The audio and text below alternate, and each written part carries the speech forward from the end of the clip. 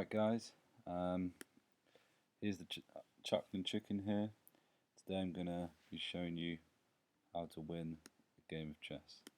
So the first thing we're going to do is play e4, try and gain a bit of a foothold in the centre. We have c5, not really threatening anything specifically, so let's go knight f3, try and get a bit of a grip on the central squares. Let's go d4. Standard response. Okay, so we've lost the pawn here. Let's recapture the pawn. Knight f6. So this is actually threatening this pawn here, which is under threat. So let's defend that.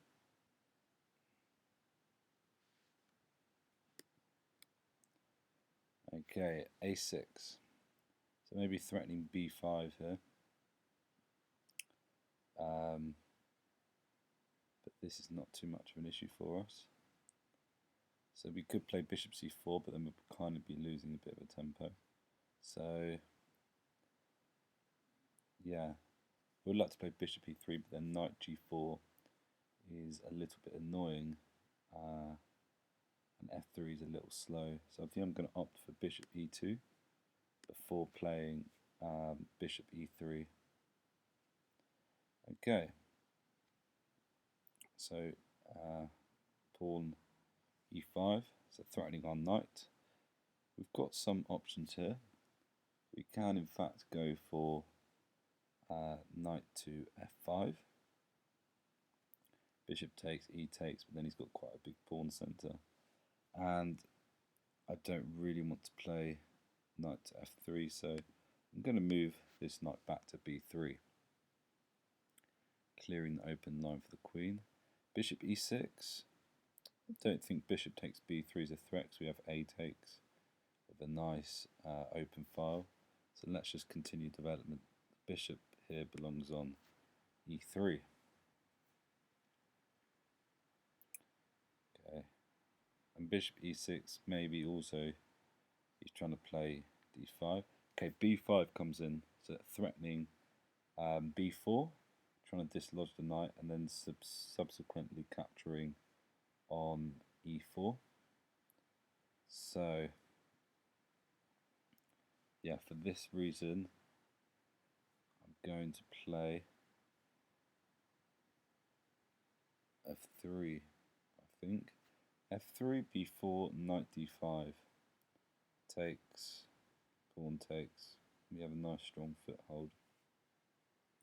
a3 is an option. The problem with a3 is that bishop takes b3, c takes, and we have a double pawn sort of situation. So I'm going to go for f3, let him play b4, and then put the knight into d5, but he doesn't. He plays bishop to e7. So preparing to castle. Obviously I'm going to castle queenside. Two reasons. Firstly, because this pawn structure is already weak, and that when I castle queenside I'll have an open rook on this file. So let's go queen to d2.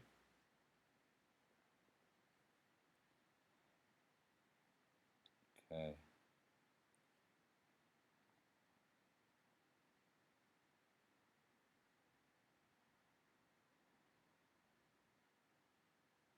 Let's see what happens here.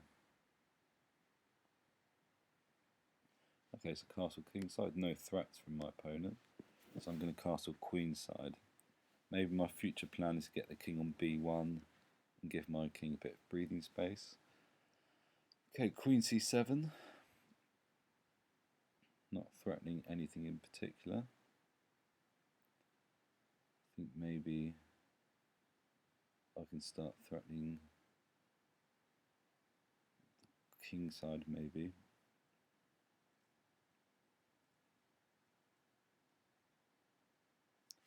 Yeah, this does nothing in particular. I could play g4 and then play g5, but then knight h4 is kind of a little annoying. I don't want that knight to come to knight h5. I don't really want the knight to come there, so I'm going to go h4 first. Get the pawn on h5.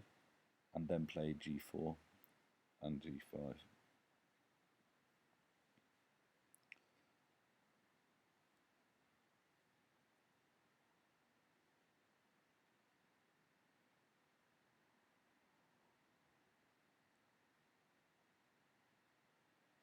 Okay, pawn to g6. Now I could go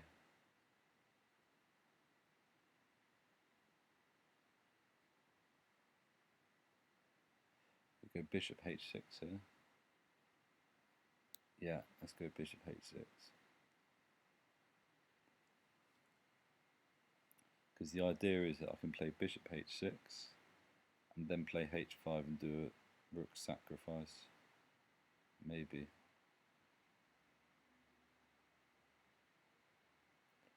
Okay, so this is a threat actually. Because you could theoretically push that pawn. We want to keep that closed, so I'm thinking maybe knight d5 here. So if he pushes, we're going to have all sorts of problems. So let's keep that file closed. Let's go knight d5.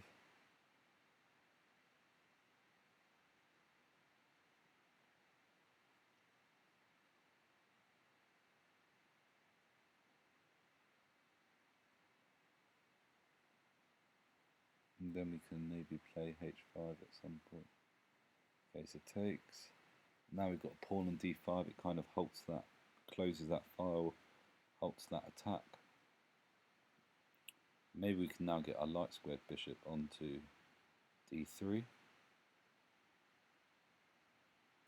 Let's see what happens. Black's very undeveloped. Okay, so knight d7 is a good move. He's trying to bring his knight to either b6 or even c5. Interesting move. Interesting move indeed. Knight b6 actually is a bit of a threat. I'm not sure if we can defend that.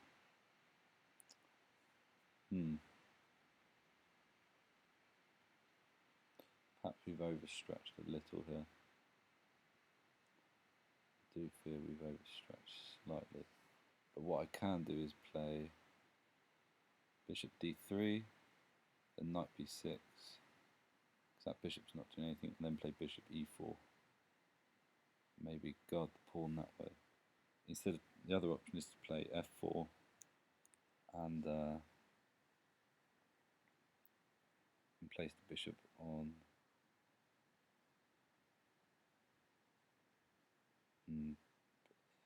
problem with f4 is that maybe he has e4, so let's go bishop to d3,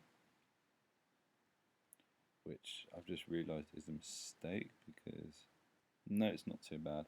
He has knight takes d5, but then I can play bishop takes g6, which could lead to something interesting.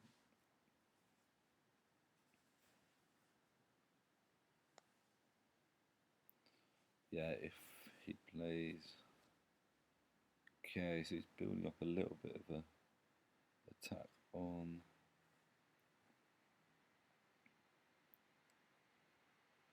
It's not a threat, however. We've got enough reinforcements. So let's go bishop e4. Defend that pawn finally, just get it safe. It really acts like a big pawn in there.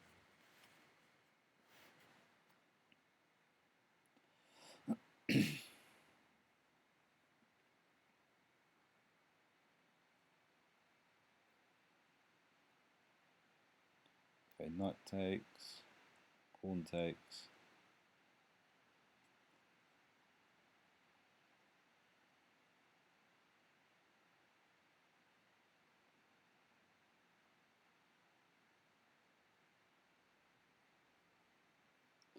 Okay.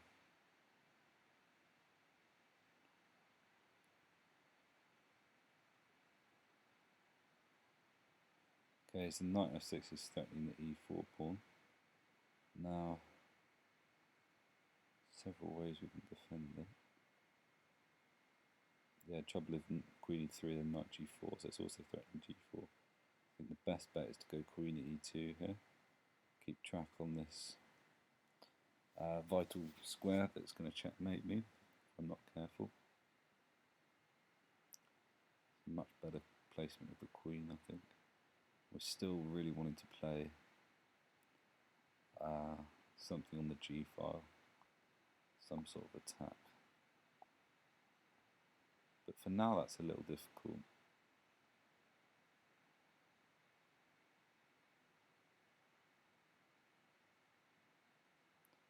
I hope you guys are well. Feels a little weird talking into a screen, but this is only my first video. Okay, so adding another attacker to e4, and I can't play knight d2 because of queen takes a2, so I'm going to have to defend with a rook. I'm going to go rook e1 here, just for safety purposes. And then my plan is to play king b1. Wow, didn't realise that was also threatening my queen. So yes, a queen takes was an option here. Probably would have been good actually. Probably would have calmed things down a little, but maybe it's not a bad thing. I'm trying to keep the queens on the board.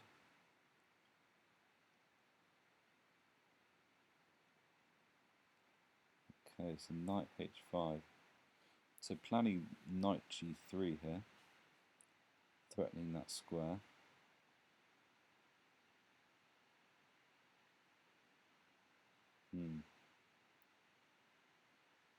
Now of course here I could play queen f2, which is quite nice. You can still play knight g3.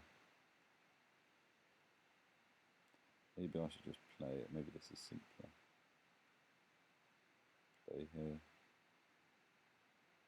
And then if knight f4, then we'll just capture. At least this does something with the rook.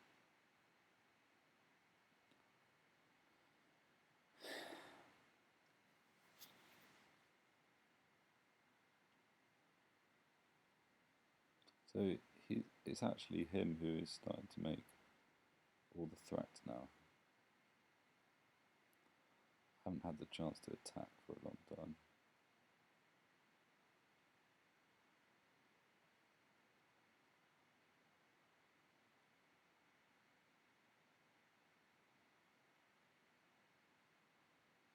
I do like rook h3, it gives me some more options. Okay, so we're going to exchange the queens. Now knight f4, bishop takes f4, pawn takes f4. It's probably going to happen. Oh, so he's played rook here. Okay, now we've really got a chance to improve this knight. I'm going to go knight a5 and knight c6. I think it's a really nice maneuver.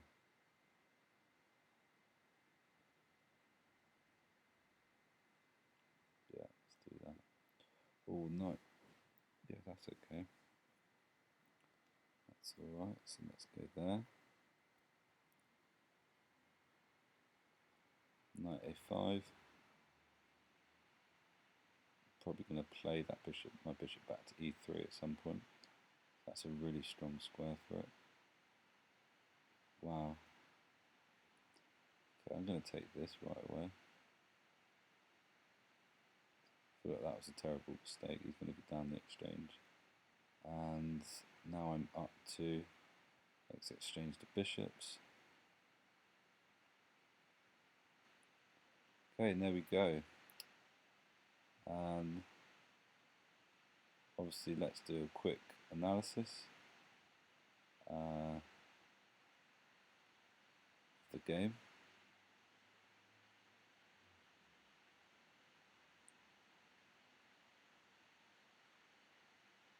Okay, so let's just do the analysis here. Okay, so let's go through move by move. So we had some book moves, d6, d4, 3, knight a6.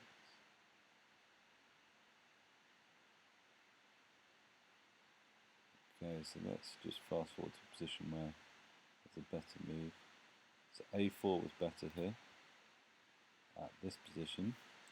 It was better to play a4. Why was a4 good? It would have challenged the centre much better and gained some ground. Castle was a bit dodgy.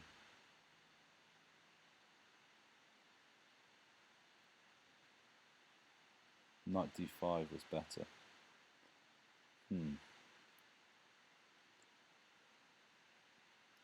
Knight d5 was better in this position. That's interesting.